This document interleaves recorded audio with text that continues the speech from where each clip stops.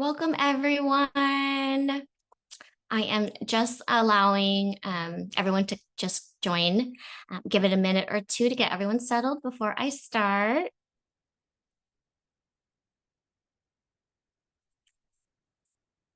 While you're joining, my teammate is sending chats in the chat box. So yeah, you can always say where you're from, where you're based out of, what organization you're at.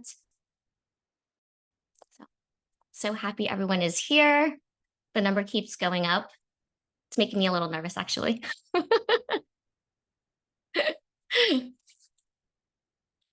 right, I'm probably going to give it another minute and allow everyone to settle in.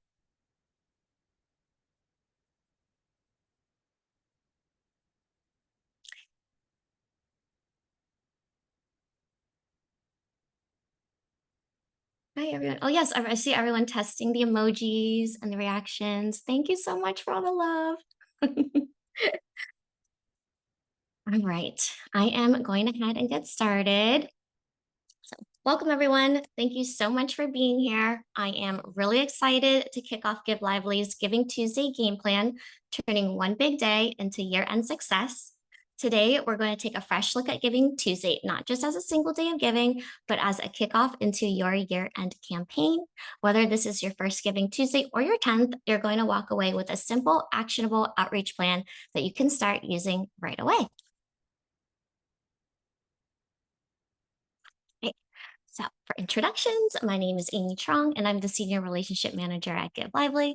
I'm based in Hawaii, and my background is originally in the tech and nonprofit space, where I worked across all development positions from annual giving to grants to digital fundraising, events, corporate and major gifts, as well as nonprofit operations and organizational management. I have worked at or was on the committee at organizations like Make-A-Wish, Hawaii Literacy, and the Alzheimer's Association. Also, we have Mike, my wonderful team member, is also here and will be helping me run this webinar. And he's going to give you a little introduction about himself too. Thanks, Amy. And thanks for the Q&A. We will get that chat turned on because chat is currently disabled. Perfect. So welcome, everyone. My name is Mike. As Amy mentioned, I'm also a senior account manager at Give Lively. I'm based out of New York. Hopefully some other folks from New York are also on the call. I've been at Give Lively for almost 6 years now, believe it or not. And I'm really fortunate to be here. You'll also hear from me around the halfway point. We have a built-in mini break, but we have a lot of new faces, new nonprofits on the call. And to those unfamiliar with Give Lively, we are a technology company. We are a philanthropist-funded, social impact-driven organization, which in other words means we are a technology company that creates amazing, powerful, practical, and free technology designed for nonprofits. We work for nonprofits, not for profit. So again, you'll hear from me a bit later on, but I want to pass it back to Amy because she has a lot of amazing content to share over the next hour. Thanks. Great. Thank you, Mike. So before we dive in, I'm just going to go over some quick housekeeping. Our presentation is a 60-minute roller coaster ride. There's a Q&A box at the bottom of your Zoom screen for you to pop questions there. Our team will answer as much as we can, but if we do miss your question, we will get back to you in email. There's also a chat box where helpful links will be dropped. And for casual chit chat, I see the chat going crazy, so it looks like many of you have found it. And also, I'd love to know how you're feeling during the webinar. So if you can hit that reaction button at the bottom of your screen and let all the reaction emojis fly, that'd be great. And then to keep things lively, we're going to toss in some polls. So when they pop up, feel free to dive in and let your voice be heard. And then I'll be moving through a bit quickly. So if you miss anything, don't worry, you'll get a replay. And you'll also receive this dazzling PDF from our design team packed with a ton of information. So let's get cozy. Grab your favorite drink. If you're a note taker, grab that pen and paper or fire up your Google Doc. All right. So Giving Tuesday can be kind of a tough time to ask. I understand. It's right after Thanksgiving, Black Friday, Cyber Monday. Everyone's inboxes are overflowing and every nonprofit seems to be asking all at once. So it's really easy to feel like your message is getting lost in the void. So this year, we're going to reframe it. And instead of treating it like one big stressful day where you have to compete for attention, we're going to be using it as our kickoff to your year-end campaign. And this means that you're really not asking twice, but you're building momentum for the end of year. I know a lot of us, all have always considered, thought about skipping Tuesday, one year or another. And I really want to say that nobody should, because last year in 2024, nonprofits raised over 3.6 billion in just this one day. That's actually the most in Giving Tuesday history. In 2023, we raised 3.1 billion. And so that's a 16 increase from 2023 to 2024. And I think this year, despite everything that's going on, we are going to beat 3.6 billion. So even though, the space can feel crowded, chaotic, it still is one of the biggest moments of the year, and you don't want to miss out. What's good to remember is that not all giving happens on Giving Tuesday, right? We all know the biggest surge happens later.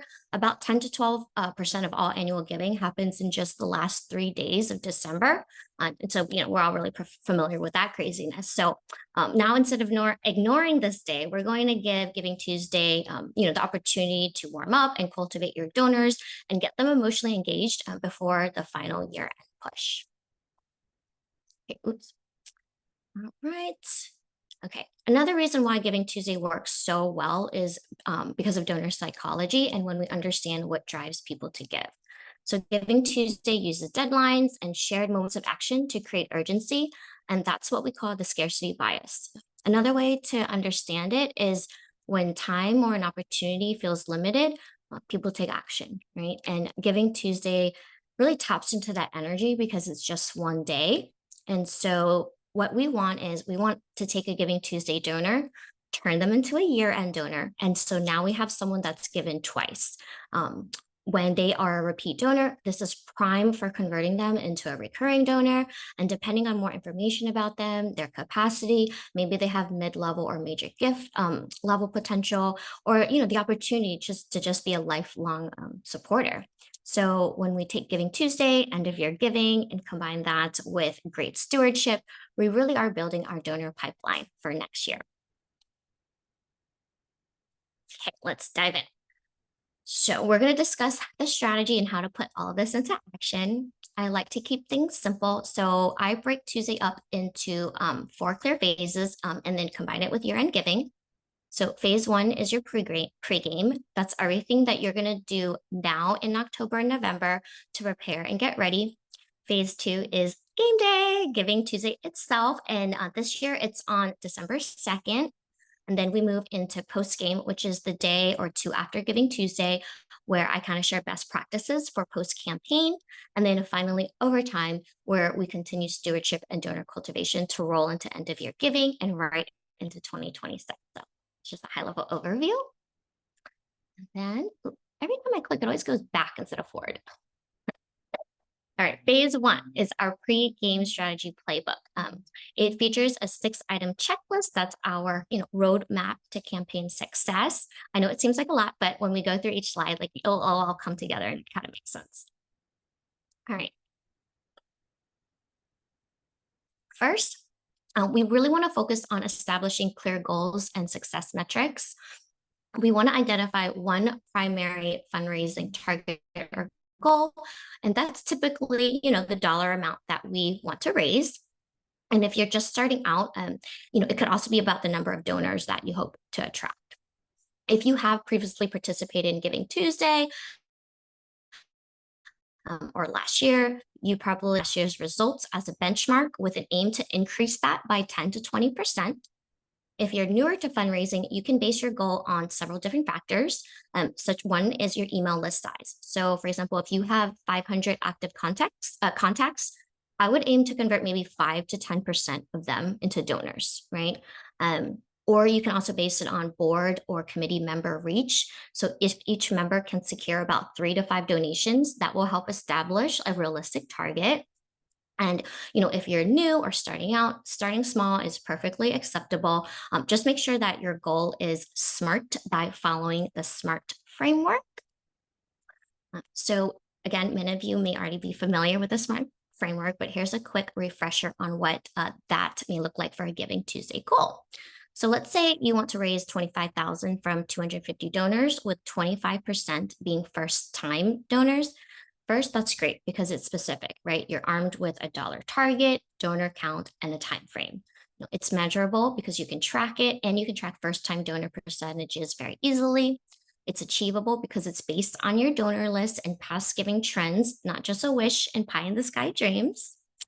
It's relevant because it backs up your year-end fundraising goals. It's time bound because you've got a deadline, which is the end of the day. So whether you're going for 2,500 or 25,000, the key is in keeping your goal like realistic, clear, and giving your team and board a clear goal to chase. Next, once you have your fundraising goal set, it's time to sprinkle in some success metrics beyond just the amount of dollars raised. Okay, one is to just count the donors, whether it's a total number or maybe the group of first-time donors, donor acquisition. You can also aim for 100% board participation rate. That should be quite easy for everyone, or I'll be having a serious chat with your board. You can also track email open rates or how much engagement that you're getting on social media. And what really says, like, what all these metrics are really saying is just, how healthy your campaign is. So if you have time also, you can dive into reactivating your lapsed donors. That's also a great metric and goal to have. For lapsed donors, and for those unfamiliar, those are the ones who were maybe generous before, but may have, ghosted you a bit this year. So with your donor data reports, you can track Libunt last year, but unfortunately not this year, and Cybunt some year, but unfortunately not this year. And targeting those lapsed donors would mean using segmentation and switching up your messaging. I have a whole webinar on that coming up soon, so I don't want to get in too deep with segmentation and all, but ultimately we just, define success before you kick things off, right? And just know it's not always about the dollars raised, but about engagement. All right, we set our goals. Next, we want to focus on our Giving Tuesday message. One thing that I've seen across appeals, like in general, is that nonprofits try to cram in every single program, every single need or impact. And this can often end up being too much, too vague, and your donors can end up getting confused. So Giving Tuesday isn't just telling the whole story, but telling one great story really well. So the more clear your message is, the more trust and confidence donors will have in your cause. Understand that a focus story that can be around one person, a family, an animal, or a project can make things really clear, because if donors are confused, they'll be less likely to give. So if you're going to take anything away from this slide, I want you to remember two key questions for your donors. What happens when I give, and who does it help?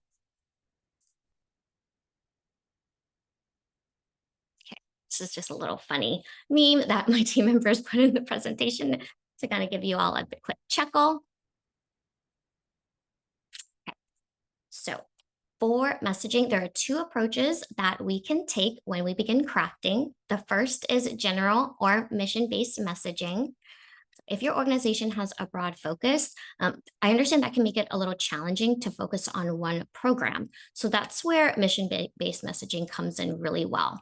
You use this type of messaging when you want to cover, various like maybe expenses like your staff salary, technology, equipment, rent, insurance, and all those, fun, not fancy operational costs, that keep everything running. This messaging works because it allows you to showcase your entire mission. Donors can see how their contributions support the bigger picture. And of course, it allows for greater flexibility on how you spend the funds, right? The drawback, of course, is that it can come off as less tangible and a little vague if we don't present it clearly. So to address kind of like, this, drawback, it's important that you use strong visuals and emphasize what their support enables, right? Such as sharing the number of hot meals served, the neighborhoods reached, maybe the availability of counselors on call. And so those little details can help to create a more vivid picture. And I've learned that mission messaging is most effective when we demonstrate the ripple effect, which I will get to shortly. Next is program-based key messaging, and that really focuses on the tangible piece of your mission. That can be a specific program, service, or outcome that a donor can clearly see and emotionally connect to. I like to use this when I want my message to feel more personal. I found that this type of messaging is easier if you're trying to attract first time or lapsed donors, because then it gives them a really clear picture of what their gift does. And of course, the biggest advantage is it's really easy to visualize, right? When donors can see the impact, like a child getting their first book, or an animal being rescued, they feel emotionally pulled in. So this type of messaging is easier to build trust because the visual imagery is usually easier to express or illustrate. And so, of course, the downside is that it can feel a bit restrictive, like maybe you're only allowed to fund one program, or you might unintentionally alienate donors who, might be really passionate about another part of your mission. So, if you are worried about that issue, what you want to do is connect the dots back to the bigger picture.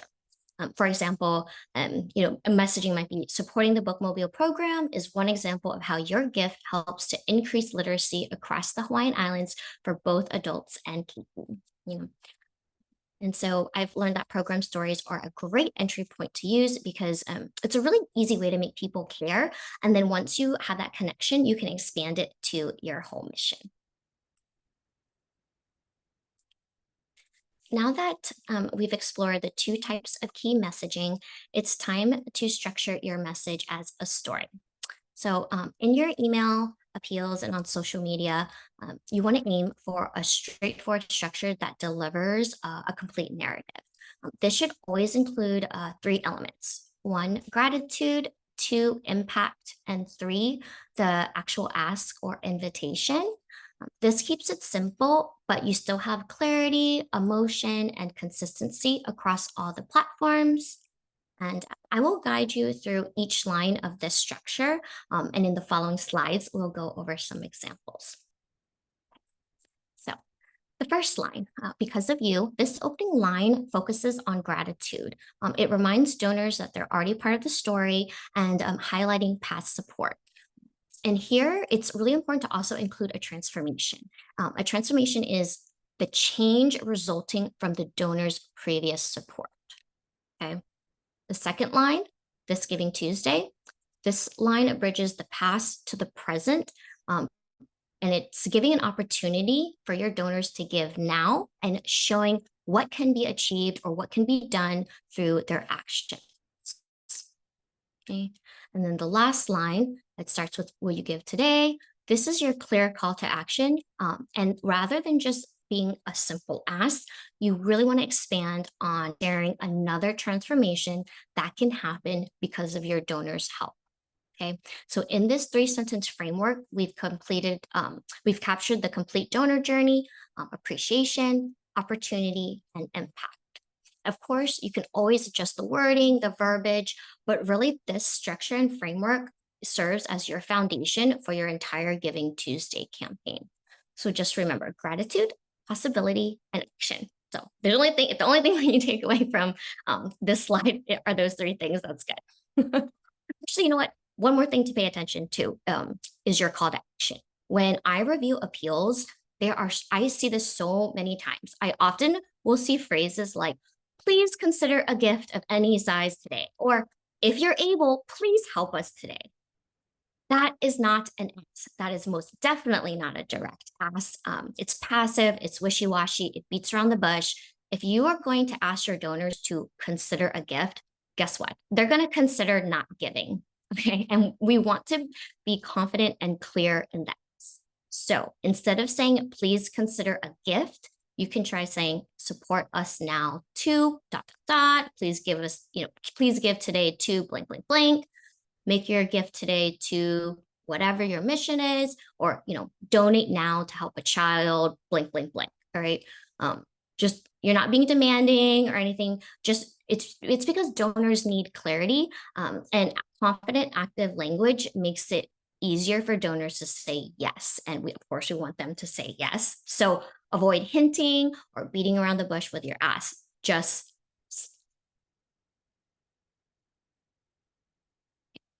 exactly. This is the look we don't want our donors to ever see.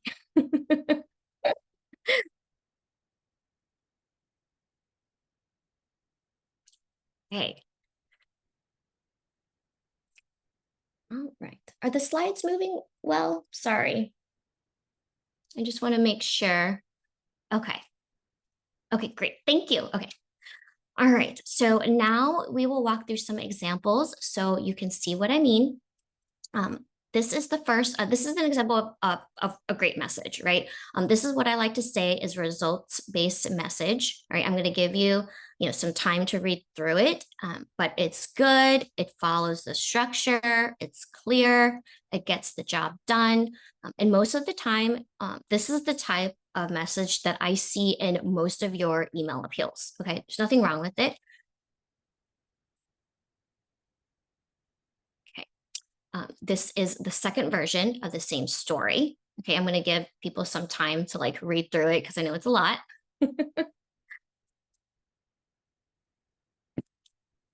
So this second version, we've added greater emotional depth and transformation. Okay. In both instances, you can see in the first line, we started with gratitude, right? Because of you, Mateo received his first book. However, in this version, we've also added the underlined phrase and now reads with his mom every night. Notice how that one like small addition can really uplift the story from a simple impact to more of a transformation, right? You're seeing the ripple effect of the gift now. You're highlighting the change in Mateo's life rather than just the initial event. Okay? The second line, this Giving Tuesday, again, we're tying it to the opportunity to give, for the day. The first version said something really simple, like your gift will put 100 more children on board. It's clear, it's goal oriented. There's really nothing wrong with it, but here we can really elevate it when we say, your gift will bring the joy of reading to 100 more children right here in our community. Okay, this change accomplishes several things. One, it adds heart and emotion. Two, it emphasizes the identity of these children as part of the community, your community. It invites your donors to support, their own neighbors. And the phrase "our community" really localizes the impact. Okay, it brings a sense of like proximity and belonging, and it reminds us that it's all about the collective and what we can change and achieve together. Okay. And then finally, the last line, let's discuss the call to action. So the initial phrasing was, will you give today to fuel the bookmobile?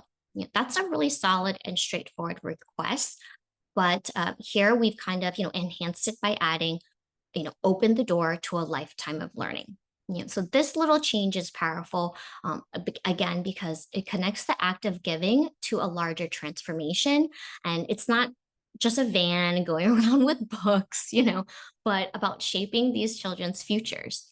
And ultimately, all of these lines, this whole messaging in the structure emphasizes the outcomes of collaboration between donors and the nonprofit. And while neither are the hero, we're not highlighting, either as the hero, both are a very important part of the transformation. Okay. And that's really the essence of transformation driven storytelling, because it goes from here's what we do to here's what changes because of you. Okay. Does that make sense?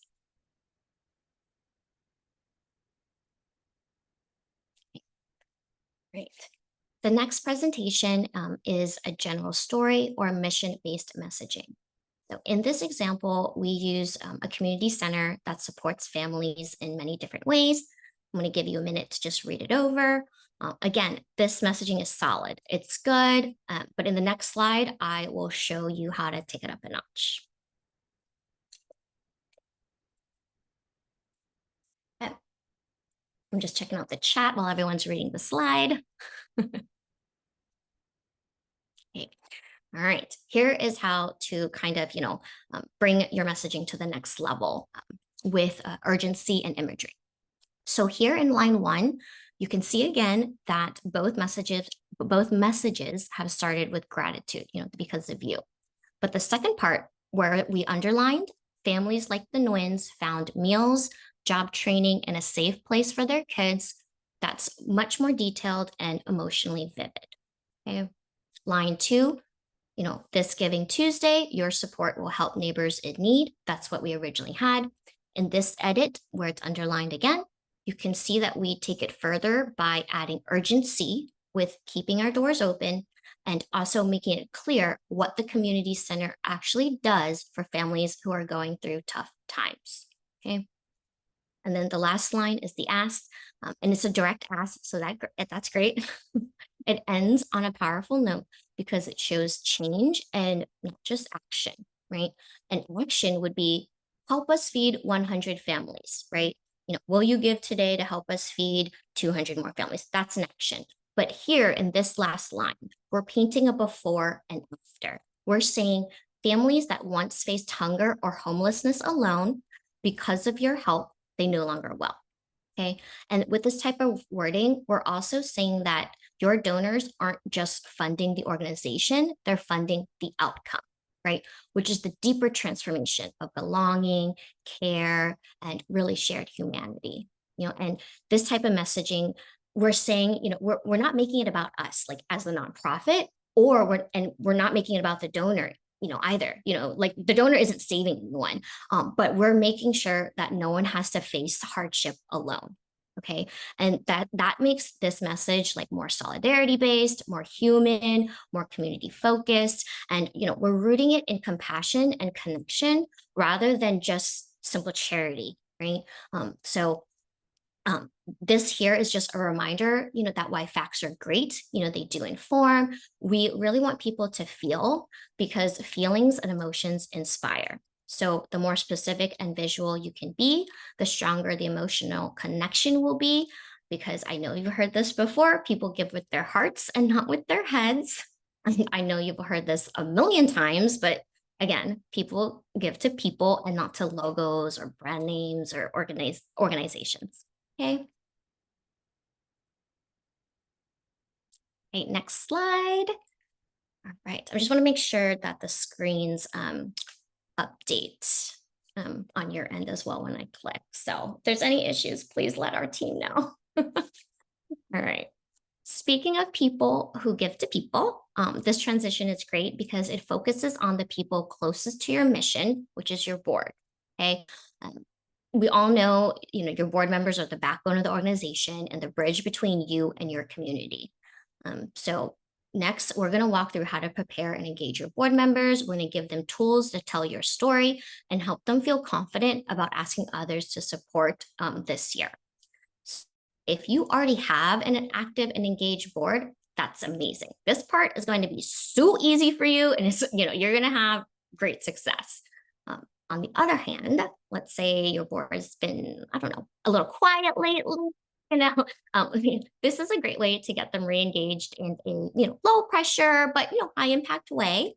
And if for some reason you're starting out, you don't have an actual active board, or you're redoing the board, we're going to be doing a whole workshop later this year on recruiting and engaging board members. So today's section will still give you the tools that you can use with whoever happens to be supporting you on this campaign in that way. Okay. All right. Step one, we want to prep the board, okay? We want to be really clear about how important their role is in the campaign, because I know so many board members hate fundraising, okay? It's like making that dreaded ask. It's totally like pulling teeth. But remember, like if board members are engaged, most likely your campaign will be a success, right? So we need to help your board members see that their voice, their story, and their relationships really matter. And if we have board members who understand how their personal touch and relationships drives generosity, they're going to be more likely to show up. And so the important thing is to provide them with clear instructions and key dates. Okay. So, if you're taking notes right now, at the next board meeting, I want you to emphasize how important it is that they participate in this year's Giving Tuesday and get things moving. I want you to lay out the timeline, share when the campaign launches, and when to share posts or emails. We'll get to all of that later, but I want you to share this with your board members once you have it. All right. Again, board members, they're busy people, right? So if you have any pre-made like social media posts or outreach message templates, that they can reuse and personalize easily, the better. Give Lively actually has some templates and social media posts that you can use. For Giving Tuesday, you can drag and drop your photos in. I think my team members will be dropping those links in the chat. That's great. I love our board members, but sometimes you almost have to spoon feed them information, and that's okay. But this just takes all the guesswork out of it for them because it's clear, it's easy, and just I've learned that board members, they really do want to participate, but sometimes they're just like unsure or unclear how to go about it. So this type of support, which may seem like a little hand holding, or it really helps them a lot. So don't be afraid. And lastly, I want you to encourage early giving on your board, okay? Because when your board gives first, even if it's just a modest amount, it really signals momentum and leadership, okay? Because again, if you're a board member, you're a leader in the community, right? Board members are the movers and shakers. When donors and people see, their leaders doing something, they're more likely they're going to follow, right? And early giving, for our purposes, builds energy and helps your board feel like part of like the team win. Okay, so if you want to take it a step further, you can actually set up a board member challenge where the goal is to be the board member that raises the most, for Giving Tuesday. I usually see this happen with our Give Lively's peer-to-peer fundraising feature. So if your board is just a little competitive, this can be a really fun way to bring out that spirit. And it ends up being fun most of all. But so step one is all about prepping your board, giving them clarity, the confidence, to get out there. If you can make your board feel prepared, they're going to be way more willing to participate. Okay. Step two is about bringing in the community. If your board members are already engaged, and they're great networkers and social butterflies, then you don't really have to worry about this section. But for organizations with board members that, may not be as used to networking or fundraising, this particular exercise I'm going to share is fun because it helps your board really see, just how connected they already are, and it reminds them that they're not selling, they're not even fundraising, right? They're just building relationships. Okay. So at this next board meeting where, previously I told you, like, you're going to tell them what to do. You're going to give them this sphere of influence handout, and you're going to receive this handout at the end of the webinar. Okay. And maybe my team member might drop it in the chat too. So you may get it twice. So in this exercise, you're going to have the handout, and you're going to have each board member identify 3 to 5 people in their personal network, family, friends, colleagues, people from the book club, their church, their barber. I don't care, right? They don't need to overthink it. Okay. The goal here isn't to find those special major donors. We just want to start with people who trust them. Okay. This little quick exercise with them will be good because it helps board members realize, one, how many natural connections that they already have. And, maybe there's people on this list, who would love to give if only someone invited them. Okay. So all right. So at this board meeting, right, every board member has a list of 3 to 5 names down, right? They probably have it on their little sphere of influence handout. You're going to create a Google Sheet, Excel spreadsheet. You're going to have it on the computer screen, and every board member is going to go around and they're going to list those 3 to 5 contacts that they plan to reach out to. Okay. They're going to give you 3 to 5 names, and you're going to write it down in that Google Sheet, in that Excel spreadsheet, and you're going to track it throughout the campaign. All right. This allows for accountability and because when we know when any of these people give, you can, pull it up on the Excel spreadsheet, you can check it off, and then you can notify your board member, little quick text, hey, Jamie, your best friend, Kira just, gave $100. That way your board member knows right away that they need to begin stewarding. Okay. So what I'm saying right now is, this is all pre-game stuff, right? So we're not having your board members send out an email to these people on Giving Tuesday. Okay.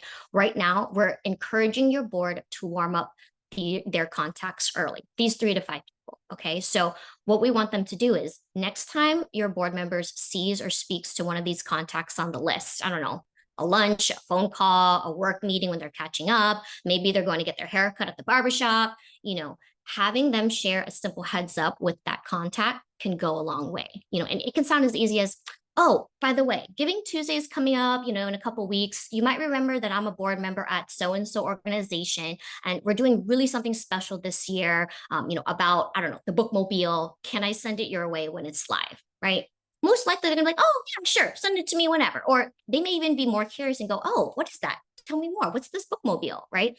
Now your board member can share like even more about it, right? But either way, we've opened up the conversation way before. We're planting the seed before the big day, and it's nothing big. It's casual, it's friendly, it's a conversation, right? And remind your board, they're not selling. They don't have to be perfectly polished or rehearsed. It's natural.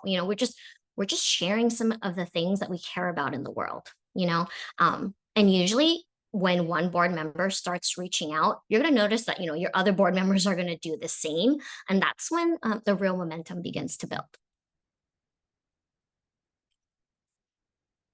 Okay, so for step 3, this is where it all comes together. Okay, once your board knows who they're reaching out to, they've warmed up their contacts. The next step is, okay, how do I get them to ask on Giving Tuesday? And the secret here is be real and be authentic, right? I just told you before that people give to people. So you remind your board that people respond to people, right? Encourage them to reach out in their own voice, in their own way, whether it's a text or a phone call, sharing something, again, that they care about, right? Don't reinvent the wheel, right? Like when they get that Giving Tuesday email, they can literally forward it or forward a link and add a short personal note like, hi friend, this is the campaign I mentioned. We're raising $25,000 to get a new bookmobile for Big Island. It would mean the world to me if you could support or share it. Thank you, right? Make it a little personal, share your why. Why is this mission so important to you? That's even better, right? It's you made it personal, you made it warm, it's very human, right? And again, let them choose how they want to do it. Email, call, in person, whatever feels the best for that, right? The best outreach is the one that actually happens. I don't care how it happens, So I know I don't have to say this, but personal outreach beats mass messages every time, right? So one little heartfelt note from your board member is always going to outperform the fanciest email blast. Okay. And I saw some comments in the chat about like, well, it's really hard, to engage my board members.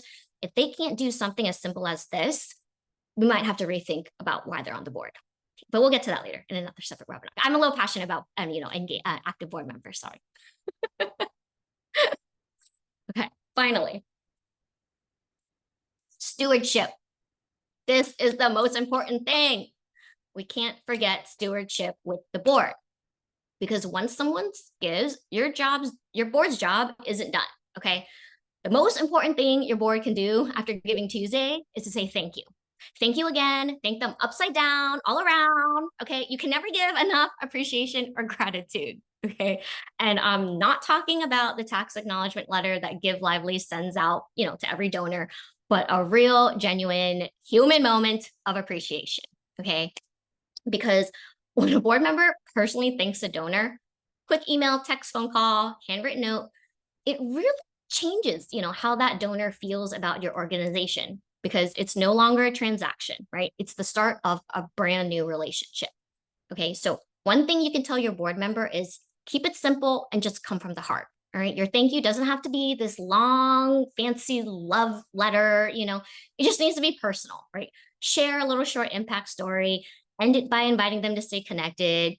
But thank you so much, for your support. Thank you so much for giving. I can't wait to share we're doing. Let's catch up soon. We're due for lunch or a Zoom date or something. Okay. And then tell your board member when they see that contact again in person, when they go back to the barber, thank them again in person and show your appreciation. Okay. This is what sets the stage for future giving. Okay. Because donors remember how you made them feel, not how perfect, your email design looked. Okay. So remind your board, steward often, steward well, because showing appreciation builds loyalty, it brings joy, and it just feels good, right? So win-win all around. Okay. And if you steward well, the possibilities and opportunities are endless, right? You could have a donor become a volunteer. A donor might increase their giving. They may become a legacy donor. They may give you their whole house, or, introduce you to their networks. I don't know, but you just always want to show appreciation. Okay, so your board members are ready to go. Let's turn to the other side of the community, your donors, right?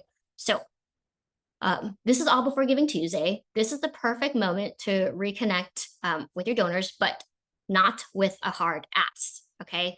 We are going to use this time to share stories, again, express gratitude, and really give genuine updates about what's been happening in your organization. Okay. This is your chance to make them feel part of the journey before you ask them to partake again. Right.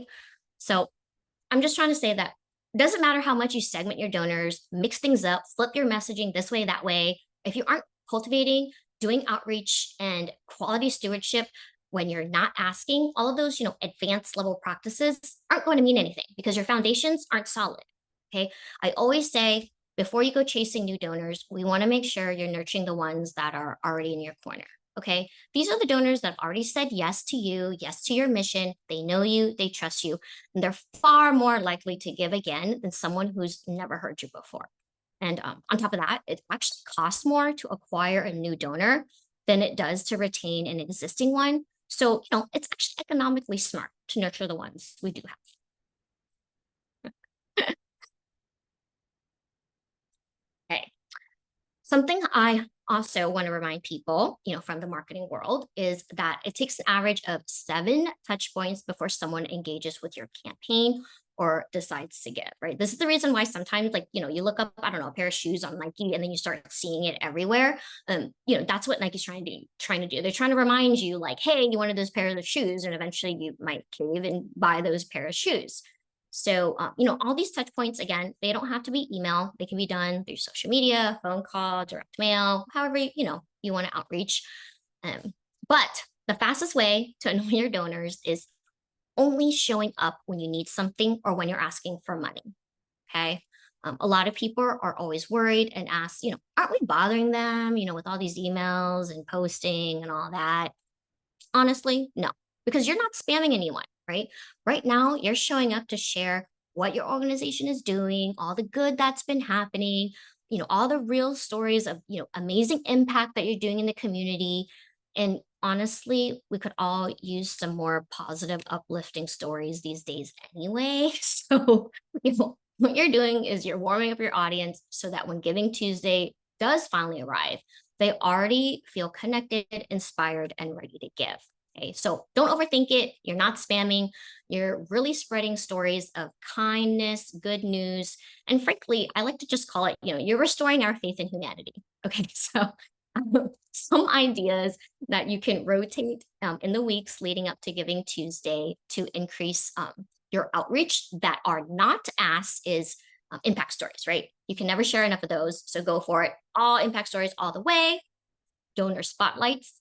So I don't care what kind of donor you're highlighting. It could be a recurring, board member, in kind, legacy. I don't care. Just showcase, their generosity and, highlight them, show them some love, behind the scenes peaks, right? So, introduce your staff, share who your volunteers are, share what the office looks like. For some reason, people are really curious, about like what an office looks like or what someone does behind the scenes. It's kind of like take your kid to work day. Everyone loves all that.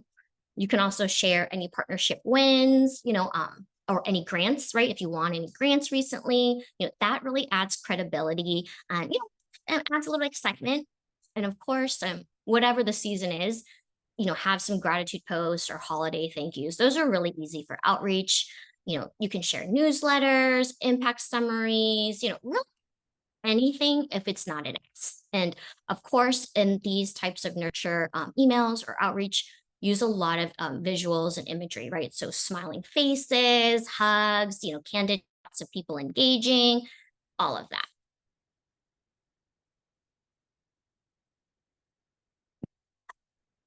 All right. Okay. So, all right. So now you already have a list of outreach that you can, reach out to your donors before Giving Tuesday. For the actual email appeal on Giving Tuesday itself, there's a few best practices that I want to share that make it an effective and appealing appeal. First, Please make sure that your email comes from a personal sender, right? So, it'll say like Jill from Harlem Wellness Center, right? Rather than info or just Harlem Wellness Center. You know, we found that open rates go up, when it's more human and when it doesn't come off as more as mass emailed, right? So like you'll notice. And then you'll want to start with a strong subject line, keep it short, emotional, and action driven. One example is, it's Giving Tuesday. Please help us save 50 dogs and cats today. Okay. If you really want to go next level, if your email platform like MailChimp or MyEmma, if they do A/B testing, you can test out different subject lines for open rates and also see what type of stories, resonate more with your community. And then, okay, so we got subject line done. We're going to dive into the inside of the email. The first thing is to make sure that your logo is at the top. Okay, it's clear, it's not too big, but it's right there. We all know who you are. And then I like to have some nice imagery right under the logo that catches the eye. Positive photos of joy, love, peace, candid pictures of people laughing or engaging in your mission. Works really well. Just don't make the image too big, right? Like you don't want to take up like the whole email, especially above the fold. We want to have some copy that can show. Okay. So also, if you don't have a designer or someone with a keen eye to like play with different backgrounds, just have a clean, simple background. For fonts, don't go crazy. Keep it to 2 fonts unless you're like, an epic designer or, someone similar and they can play with all the different fonts. But for those of us who wear many hats at nonprofits, we are probably not professional designers. So keep it easy with, 1 font for your headline or tagline and the second font for your email body, and choose a common font, one of the free Google fonts. Nothing fancy because it may not show up on people's mobile devices and all that stuff. And also, fun fact, 60% of donors will be seeing your email on their phone. So keep paragraphs short and make sure to break it up. Okay. Another kind of tip that I've learned through the years is for majority of nonprofits right now today, our largest demographic of donors are older. So I always like to increase the font size just slightly for them. Okay. So on desktop, try 14 point. If for mobile users, you can try 16. You don't overdo it though, because if it's too big, it'll make it harder to read, even, especially with phone scrollers. So just enlarge it just a tad. And people are incredibly grateful. I've had people, personally call or text me saying, this email was a lot easier to read because you made the font size bigger.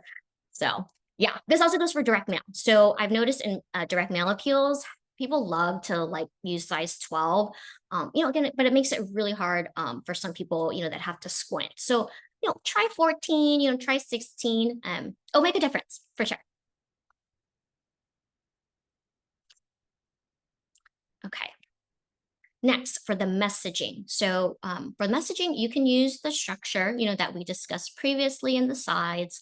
I also love bullet points, right? If you want to keep things easy and simple to read.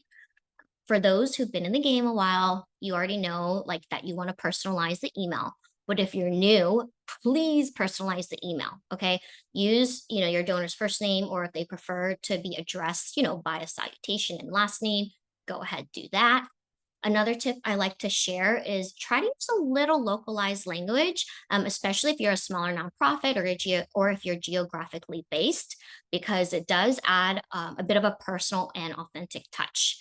And by localized language, I mean language that feels local, right? It can be a phrase, a tone, or a reference that only someone in your community would recognize and go, oh, this is us. Like they're one of us. Like they know, like, they know the area.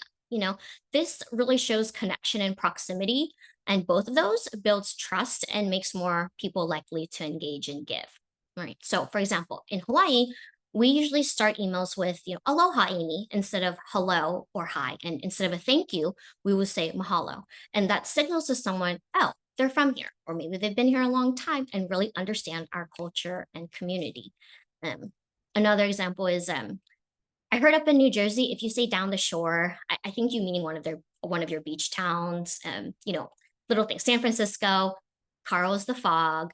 I've just learned from a team member that in SoCal, you guys say highways called like the 5 or the 101. It's never just like $66 or $4.95. You have to say like the $4.95. So, little things like that is going to give your donors little hints that, like, this is us, like, this is the community, like we're the inner circle, So, and one more thing. Oh, yes. If you want to include a list of your giving amounts and impacts, like what $100 does, that's always really nice. Keep it short. You don't have to write a whole paragraph. But if you can fill it with some imagery or a nice little strong impact, that's great. All right. All right. Let's talk conversions. Okay. So in your email, I want to make sure that you have at least 3 ways to give in your email appeal, right? So I recommend a button at the top of the email, a button in the middle of the email, and a button at the bottom with text making the direct ask. Okay. So I already lectured everyone on directly asking in your call to action, so I won't lecture you again. But here's where I do want to talk about your call to action. Okay, you want to make sure that the button text gives off some kind of emotion, like excitement, and it's part of the message. So I like to call them positive yes phrases. Some examples of this in the actual button is you can say, join the movement. Yes, I want to help a child learn to read. I'm in for clean water. Double my impact today. You've probably seen those in some of the appeals that that you've had or you received yourself. So these statements use the because effect, right? This gives donors a reason that reinforces belonging and purpose and makes the action feel a little more personal and less transactional. Okay. So if you want to be even more intentional, you can play with color psychology. This is something you can do in A/B testing, and it's a fun little experiment. So if you're familiar with this already, you probably already know it, but red, green, blue, and yellow, orange are the most popular and effective colors that help with conversion. So I'm going to go through each color really quick. Red, of course, urgency, excitement, right? It gives the vibe of like take action now, but we all know usually, stop or can also be danger. Green is, the color of like hope, health, prosperity, growth, abundance. So maybe if you're a nonprofit focused on health and wellness, you might want to use green. But on the flip side, it can feel a little dull or stagnant. Blue is the world's favorite color, but men actually favor it more than women. And of course, we know it's the most popular brand color for companies, like Meta, PayPal, and all that. And because blue indicates reliability, stability, compassion, and trust. So when we use blue, that's the kind of feelings that we're trying to invoke. If you're using yellow or orange, you're probably giving off optimism, and high energy. Maybe you're really fun. You deal with children. It's a very warm feeling. Just remember, if you use yellow or orange, just watch the shading, of course, because if it's too bright, people have a hard time reading it. So again, all of this is just like extra little tidbits. If it's too much, just go with your brand colors. You'll be fine. Giving Tuesday's official colors are actually red and blue. So, you can really lean into their colors as well. And of course, right now in the October, November phase, this is the best time to get your social media assets created. You can repurpose your stories. We have a lot of tools and templates that you can use from Canva. I'm sure my team member will be dropping, the link for Canva soon. Oh, and one more thing. Any images that you have in your email should be linked to your Give Lively campaign or giving page. All right. So like if people accidentally click on an image, I want them to get taken to the page. Okay. Okay. All right, so now you have your Giving Tuesday email, but we need a timeline, right? So I've created a sample that starts around late October, it goes through November. You can use this exact timeline, okay? So right now, up until Giving Tuesday, it's really gonna be majority nurturing emails, okay? So email number 1, I'm gonna go through each one. Email number 1 can be sent out, I don't know, as early as today. You can start the end of October. Again, you're going to share a win, you're going to share an impact story, I don't know, share a happy Halloween, some happy children in costumes, whatever it is, I don't care. It's a nurture email. Okay, email number 2, I want it to go about maybe 5 to 7 days later. You can pick the day. Everyone always says like maybe Tuesday to Thursday, but use another nurture topic from the previous slide. You're also going to get handouts at the end of this webinar with all your topics, so don't worry. But again, recent success, feel good stories, some kind of spotlight, anything that puts a smile on your donor's face. Email number 3, I want you to share another impact story, but here you can also have a save the date for Giving Tuesday. All right. So email number 3, I want you to begin building, anticipation and connection. You can add an ask, to say give early. I always recommend this third email going out around November 14th, at least around my community, because the 15th is typically when people get paid. So I use that in your area, your community, or state. If it's a different date, the 20th instead of the 15th or whatever, do that. Okay. Email number 4, send another nurture email. You can also do, hey, reminder Giving Tuesday is coming up soon. And then email number 5 is Thanksgiving week.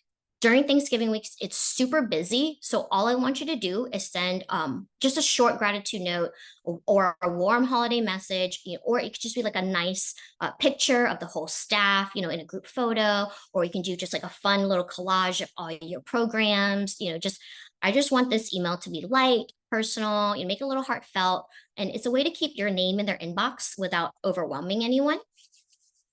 Okay. Email number 6, that's going to be December 1st, the Monday before Giving Tuesday.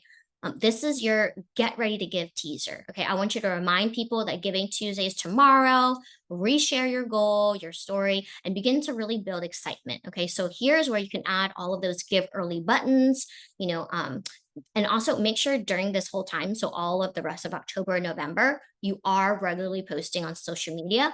Repurpose your stories though, right? Don't reinvent the wheel. Don't get all fancy. Just repurpose them. You can mix and match. So it's like a different story on social media and a different story in the email, but the next week you can just flip it, right? So don't like overdo it for yourself. And then, oh yes, I do want to add a note about donor segmentation here. So if you have the time and capacity, if you're a larger nonprofit or have a lot of people, I always recommend segmenting your donors. At the very least, for smaller organizations, remove your major donors and major donor prospects from this list from all your asks, because you're already cultivating them in a different way. You don't want your major donors to feel like they're relying on an ask email to ask them for that bigger gift, right? So major donors can and should receive all the nurture and gratitude emails, but leave them out of the direct ask emails. Okay. And then, of course, if you're segmenting your lapsed donors, like I said before, that they will require different messaging, and we can get to that separately. But this is just that reminder.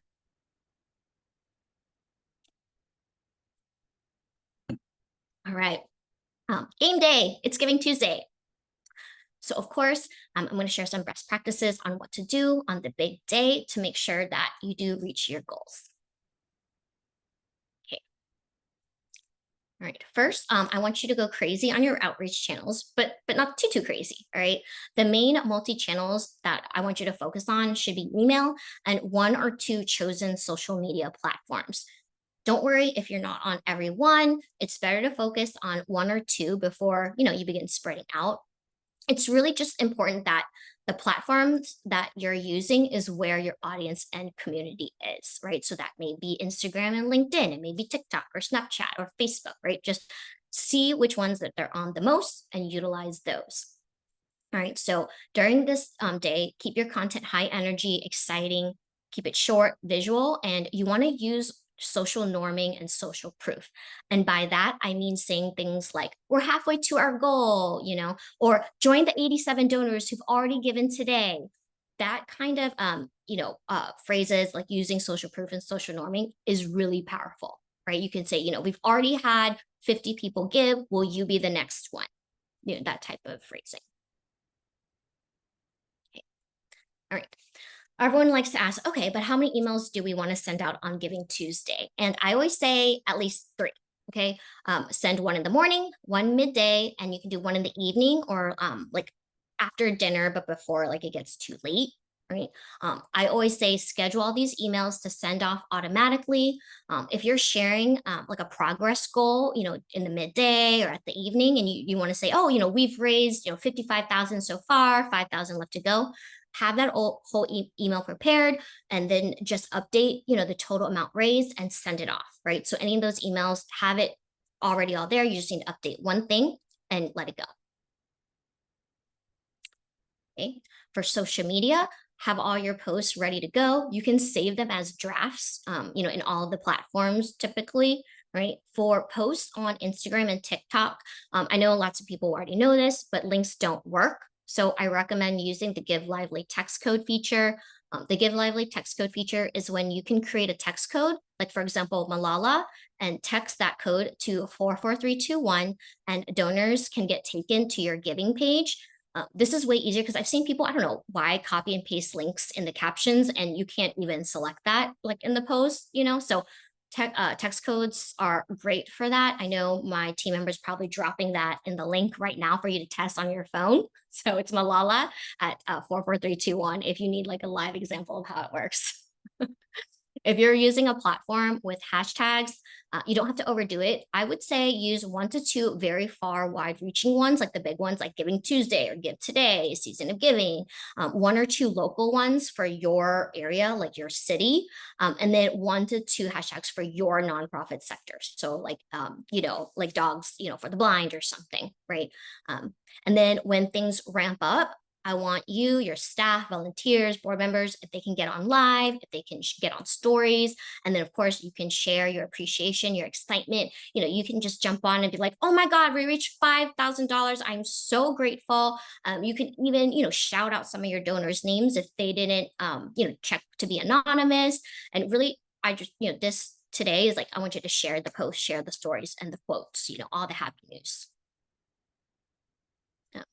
To really succeed, we want to amplify your message and reach as many people as possible. And so your amplifiers are your existing donors, volunteers, staff, and board members.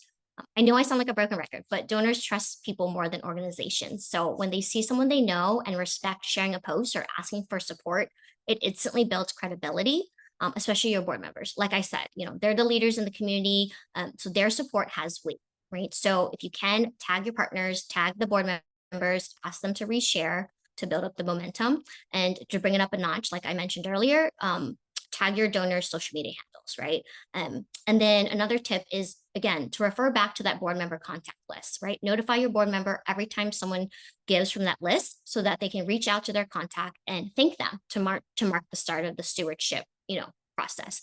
And that's all really that you have to do for day of. And I find that, the day of is actually pretty less of a workload. Okay. All right, so Giving Tuesday is over. I'm going to hand it over to Mike to take over for a short bit.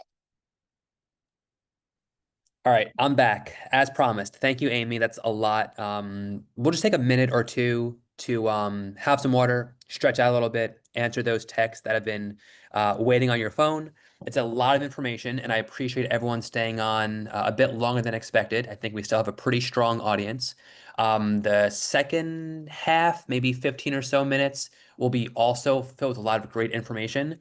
While we're taking that break, having another cup of coffee or some water, I want to share a bit more about Give Lively, especially to those who are new to Give Lively. We have a lot of members on the call, but also a lot of new folks and new nonprofits.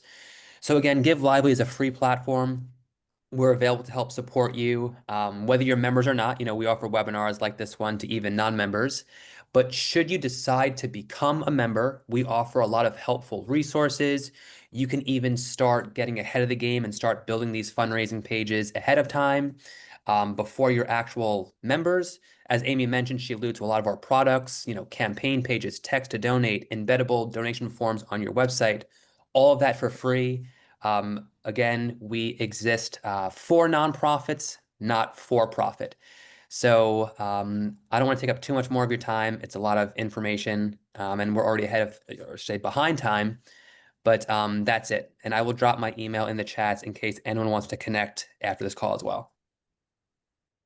Great. Thank you, Mike. Okay, so I am back. I know we're a bit over time because usually I talk really fast. And so on all my dry runs, I made it through. But in this, live one, I was like, talk slower. So I'm sorry that I'm a little over, but I want you to know, this is the end of Giving Tuesday, but it's not actually the end. Okay. There's a few things we must do to keep things moving. Okay. So the first and most important thing about Giving Tuesday, especially the day after, is really just one thing: connecting to your donors and expressing gratitude. I honestly can't say it enough because most nonprofits don't do this or do it enough. And I really want to emphasize to keep stewardship at the forefront. I know you're tired. After Giving Tuesday, you just want to lay down on your bed, stare at the ceiling for 10 minutes. But this is really the most important part of a campaign.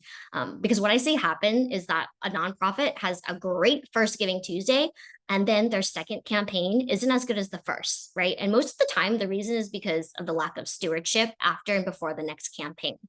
So it's best to think of it like, your donors have shown up for you. Now it's your turn to show up, and share your appreciation, right?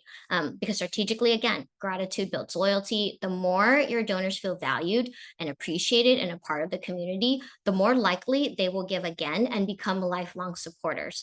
And I also feel like, we just really want to show gratitude because it's the right thing to do. Okay. So in that note, for aligned action, for anybody on the list that didn't give or didn't open the last few emails, you can send them one more email with a little bit of urgency saying it's not too late to give, keep the momentum alive. All right. So you're going to segment those people out. Okay. For those that have given, Give Lively obviously sends those immediate tax acknowledgement letters out, but that's really the bare minimum. And I always recommend doing more. So what you're going to do is follow up with all of your donors who gave with and have send an email message, and in it, they'll open it up, and I want them to be able to click on a short video from your executive director, thanking them, showing appreciation, and saying that, we couldn't do it without, your support, right? It would be great if you could pre-record this with your ED somewhere out in the field, right? Maybe in the classroom, in the cafeteria, on the bookmobile. But if all you can do is just a simple video from their office desk, that's fine. It's just like a really nice, warm way to thank them. That's a little bit different and more than just like a regular thank you email. Okay.